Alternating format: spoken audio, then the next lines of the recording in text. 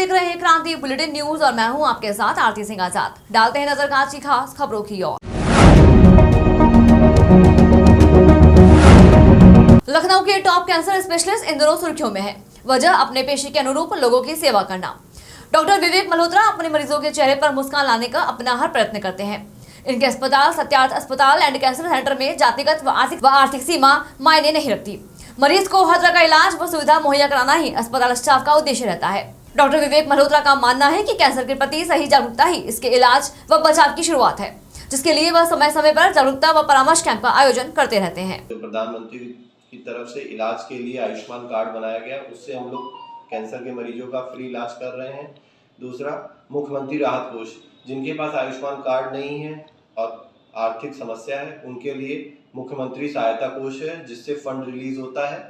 ये दो सरकारी हैं। बाकी दूसरा हमारी तरफ से एक सत्यार्थ चैरिटेबल ट्रस्ट है, जिससे हम लोग आर्थिक रूप से गरीब मरीजों का फंड के थ्रू इलाज करते हैं। और कुछ एनजीओ हम लोग से अटैच हैं जो हम लोग को मरीजों के इलाज के लिए मदद करते हैं, जिससे हम लोग न्यूनतम सहायता से उनकी मदद कर सकते हैं। और हम लोग बीच बीच में मेडिकल कैंप्स लगा के ऐसे मरीजों को पहचान करते हैं और उनका इलाज करवाते हैं। सर, जानना चाहूँगा कि क्या नज़दीकी समय में कोई मेडिकल कैंप ऑर्गेनाइज हो रहे हैं हम लोगों की तरफ से? हम लोग ये कैंप रेगुलर ऑर्गेनाइज होते रहते हैं। अभी उन्नाव क्षेत्र में हुआ था। अब हम लोग की नियर भविष्य में गोंडा, बहराइच और हरदोई इन इलाकों में कैंप लगाने की योजना है और नेक्स्ट मंथ से ये शुरू हो जाएगी।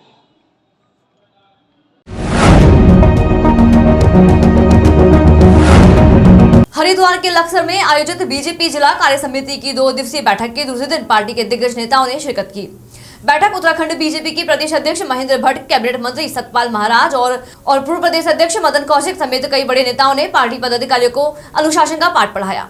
बता दें कि आगामी निकाय चुनाव और लोकसभा चुनाव को लेकर ये कार्य समिति की बैठक आयोजित की गई है। बैठक में पार्टी पदाधिकारियों को पार्टी की रीति नीति और भाजपा सरकार की उपलब्धियों को जानकारी दी जा रही है। पार्टी के बड़े नेताओं ने इन सभी जानकारियों को जन जन तक पहुंचाने का आह्वान किया है। ये रूटीन मीटिंग्स होती है, प्रदेश कार्य समिति जिले की होंगी, अब हमारे पास मंडलों की बैठकें होंगी। मुख्य रूप से आगामी दिनों के कार्यक्रम का केंद्रित होता है। आगामी दिनों में जहाँ संगठनात्मक विस्तार का हमारा काम है, बूथ सशक्तिकरण हमारा लक्ष्य है, उस दृष्टि से कार्यकर्ताओं को से हम लोग संगठनात्मक रचना को स्वरूप को बताते हैं। इसके साथ साथ ये पहली पार्टी है जो हर 3 महीने के बाद अपनी जिला कार्य समिति करती है और 3 महीने में केंद्र ने क्या काम किया, स्टेट ने क्या काम किया, ये जनता तक पहुंचाती है। ये पहली बार हो रहा है, हम 5 साल में नहीं करते हैं, क्योंकि मोदी जी ने तो हर वर्ष के कामों को गिनाने का भी कार्यक्रम दिया है।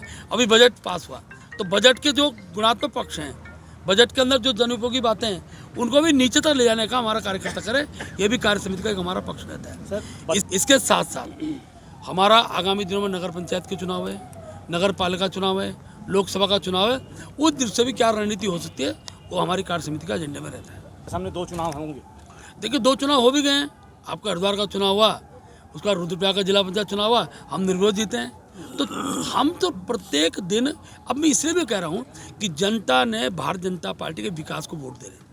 अब जातिवादी राजनीति समाप्त हो रही है, धर्म की राजनीति समाप्त हो रही है। जब विकास की राजनीति पर मतदाता ध्यान देता है तो मोदी दिखाई देते हैं, पुष्कर धामी दिखाई देते हैं। और जब ये काम होते हैं तो जनता कांग्रेस को कैंडिडेट ही नहीं मिलते हैं और उसका लाभ हमको मिलता है। आगामी चुनाव में भी हम प्रचंड बहुमत से जीतेंगे और लोकसभा में हम हैट्रिक बनाएंगे उत्तराखंड में। चलो, प्रदेश की नई टीम बनी है, उसके बाद जिलों की टीम बनी है, मोर्चों की टीम बनी है और एक नियम के तहत ये होता है कि प्रदेश के विदिन 10 डेज जिले कार्य समिति होती है, उसके बाद मंडलों की कार्य समिति होती है। इन कार्य समितियों के माध्यम से हम बूथ लेवल तक जाते हैं और एक नया जो हम लवरेज है हमारे कार्यकर्ता है कि हमने इस बार पन्ना टोली को सशक्त करना है। हर पन्ने का प्रमुख बन के जब वो अपने बूथों में काम करेगा तो मुझे ये पूरा निश्चित है कि भारतीय जनता पार्टी की जीत परचम लहराएगी, क्योंकि आपके हरिद्वार में अभी हमने जिला पंचायत चुनाव जीता है। आने वाले टाइम पे 2023 जो हमारे पास है वो स्थानीय निकाय चुनाव का है, उसके बाद 2024 हमारा लोकसभा चुनाव का है। हम इसकी तैयारी आप शुरू हो गए होने वाली है और इसमें सभी लोगों को यहाँ चार्ज किया जाएगा और सभी ऊर्जा लेकर के अपने अपने क्षेत्रों में काम करेंगे। यहाँ पर जो है हमारी केंद्र सरकार की, राज्य सरकार की उपलब्धियाँ बताई जाएंगी और क्या क्या हम कर रहे हैं, कैसे बजट हमारा बढ़ा है, ये सारी बातें रखी जाएंगी और क्या करना है इसके टिप्स हमें हमारे अध्यक्ष जी से मिलेंगे और सभी यहाँ से ऊर्जावान होकर के निकलेंगे।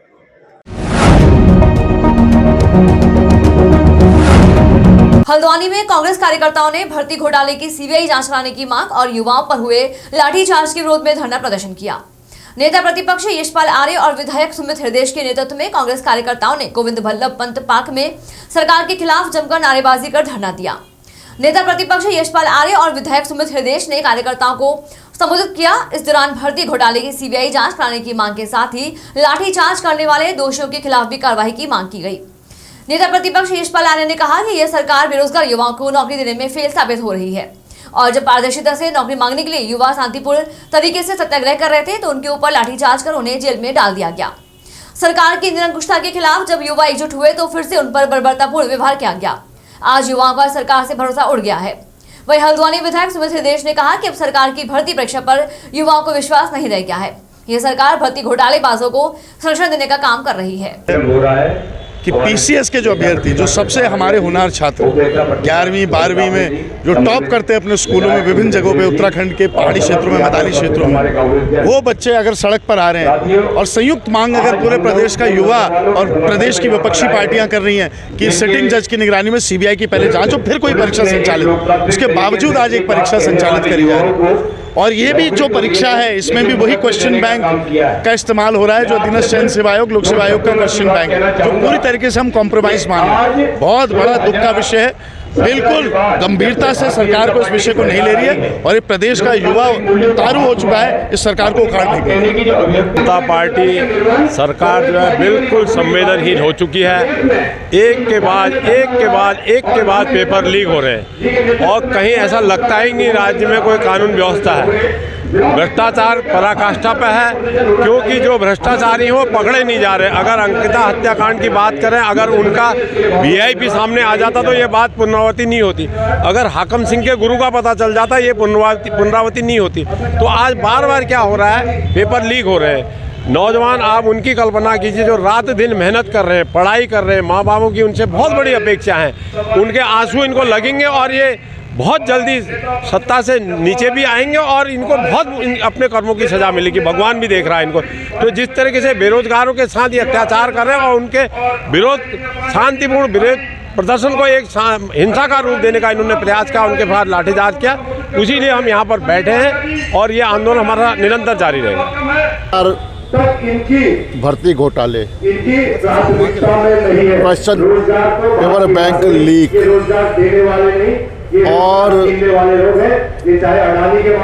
अपने न्याय के लिए उत्तराखंड का जूझता हुआ नौजवान और लाठीचार्ज बर्बरता पूर्वक युवाओं की मांग, क्वेश्चन बैंक लीक हो चुका है। अब अन्य परीक्षाएं स्थगित हों, इसकी जांच सीबीआई से हो और सरकार लाठीचार्ज करती है और प्रशासन बेलगाम, तो निश्चित रूप से जो न्यायिक जांच सरकार करने चाह रही है उसका क्या औचित्य है। हमारी मांग है कि सारी परीक्षाएं स्थगित होनी चाहिए और जो युवा युवतियां गिरफ्तार हैं, जिनके खिलाफ फर्जी मुकदमे कायम किए गए हैं, वो सारे फर्जी मुकदमे वापस हों और इस भर्ती घोटालों की, यहाँ तक कि लोक सेवा आयोग जैसी संस्था आज कटघरे में खड़ी है, तो जांच से परहेज क्यों है सरकार को? सीबीआई जांच क्यों नहीं करना चाहती है? हाईकोर्ट की सिटिंग जज की निगरानी में जांच करने से क्यों बच रही है? ये हमारे सवाल हैं। हम चाहते हैं कि तत्काल उनको रिहा किया जाए और इसकी जांच सीबीआई से हो, सिटिंग जज की निगरानी में हो। इसलिए हमने आंदोलन आज धरना दिया है। कल हमारा उधम सिंह नगर में, रुद्रपुर में भी हम धरना देने आ रहे हैं। ये हमारी लड़ाई लगातार जारी रहेगी।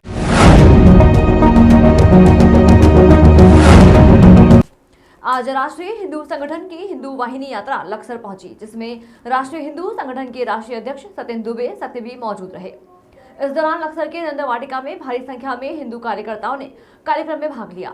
राष्ट्रीय हिंदू संगठन के राष्ट्रीय अध्यक्ष ने इस हिंदू महासभा को संबोधित करते हुए कहा कि हम जगह जगह ये यात्रा निकालकर हिंदुओं को जागृत करने का काम कर रहे हैं। देश के 100 करोड़ हिंदुओं को एक साथ जोड़ने का काम कर रहे हैं। यह देश हिंदुओं का है, इसका हिंदू राष्ट्र बनाना बेहद जरूरी है। उन्होंने कहा कि राष्ट्रीय हिंदू संगठन जिला अधिकारी के माध्यम से महामहिम राष्ट्रपति जी व प्रधानमंत्री जी को ज्ञापन सौंपकर आंदोलन का आगाज करा रहे हैं। राष्ट्रीय हिंदू संगठन का आंदोलन 3 चरणों में होगा। पहले चरण में पूरे देश के 50 जिलों में एक साथ आंदोलन किया जाएगा। दूसरे चरण में प्रदेश स्तर का आंदोलन होगा और तीसरे चरण में हम लोग दिल्ली पहुंचेंगे। हम लोग तब तक चुप नहीं बैठेंगे जब तक देश को हिंदू राष्ट्र घोषित नहीं किया जाता। उन्होंने कहा कि हिंदुओं के एक साथ जुड़ने के बाद ही देश को हिंदू राष्ट्र घोषित करना मुमकिन होगा, ऐसा मेरा मानना है। आगामी 20 फरवरी को आंदोलन की शुरुआत होगी, जिसमें आपको राष्ट्रीय हिंदू संगठन की ताकत का पता चल जाएगा। और देश के 80% हिंदुओं को एक करना, सभी राजनीतिक प्रपंच और राजनीतिक बंटवारे के बाद एक साथ एक हिंदू को करना, प्रत्येक हिंदू को एक साथ करना, 100 करोड़ हिंदुओं की ताकत को दिखाना और हिंदू राष्ट्र स्थापना के लक्ष्य के साथ यह संकल्प यात्रा पूरे भारत के 17 राज्यों को कवर करते हुए 20 फरवरी को प्रयागराज में जिलाधिकारी कार्यालय पर इस यात्रा का समापन है और वहीं पर जाकर के ज्ञापन दिया जाएगा। इस यात्रा से प्रत्येक हिंदू को जोड़ने का कार्य किया जा रहा है। प्रत्येक हिंदू को परिवार के रूप में आगे आने के लिए आह्वान किया जा रहा है और इस यात्रा में प्रत्येक हिंदू को हिंदू राष्ट्र के आंदोलन में अपनी सहभागिता को सुनिश्चित करने के लिए, क्योंकि यह लड़ाई प्रत्येक सनातनी की है, प्रत्येक हिंदू की लड़ाई है, तो प्रत्येक हिंदू को अपनी ही लड़ाई समझ करके इस आंदोलन के लिए लड़ना होगा। और जब हम लड़ना प्रारंभ कर देंगे अपनी लड़ाई समझ करके, तो मैं इस चीज को विश्वास के साथ कह सकता हूं कि सदी की सबसे बड़ा आंदोलन के रूप में राष्ट्रीय हिंदू संगठन का हिंदू राष्ट्र रूपी आंदोलन, हिंदू राष्ट्र रूपी महायज्ञ जाना जाएगा और यही स्थापना हिंदू राष्ट्र के रूप में करेगा। भारत हिंदू राष्ट्र था, भारत हिंदू राष्ट्र है, केवल घोषणा की देर है। और ये पवित्र संकल्प जो राष्ट्रीय हिंदू संगठन ने लिया है, देश के आम हिंदू को जोड़ते हुए अपने साथ, उसे उसके हितों को समझाते हुए कि हिंदू समाज की आवश्यकता आज हिंदू राष्ट्र घोषित कराने की क्यों आन पड़ी है, अपने ही देश में हम पराये क्यों हैं। तो इस प्रकार से पूरे देश के हिंदुओं को समायोजित करते हुए, उनको जागृत करते हुए इस आंदोलन को लेके जाएंगे और इस आंदोलन की सफलता 100% तय है, क्योंकि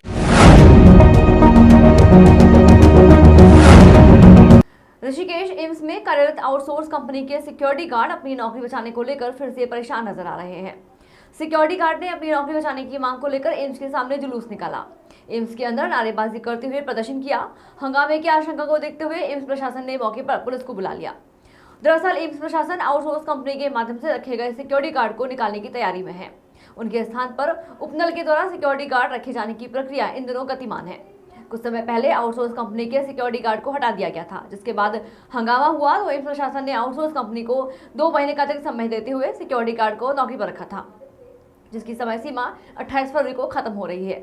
ऐसे में सिक्योरिटी गार्ड अपनी नौकरी के जाने को लेकर फिर से चिंतित नजर आ रहे हैं। इसलिए इकट्ठे हुए हैं सर कि जो हमारे सिक्योरिटी इंचार्ज हैं प्यार सिंह राणा जी, उन्होंने जो लेडी सुरक्षा कर्मी है हमारी, उनको सबको ड्रेसें बांट दी गई।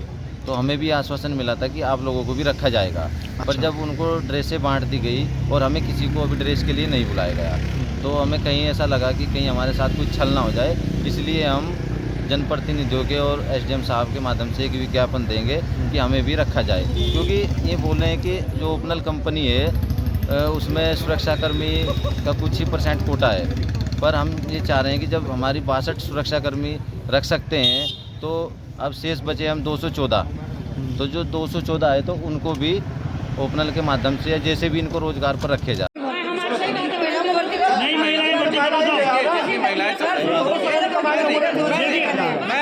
मैं अपनी तरफ से कोई आश्वासन नहीं दे रहा हूँ, मैं वो बात कर रहा हूँ जो उस दिन पहले दिन हुई थी, और ये बात हुई थी या नहीं हुई थी।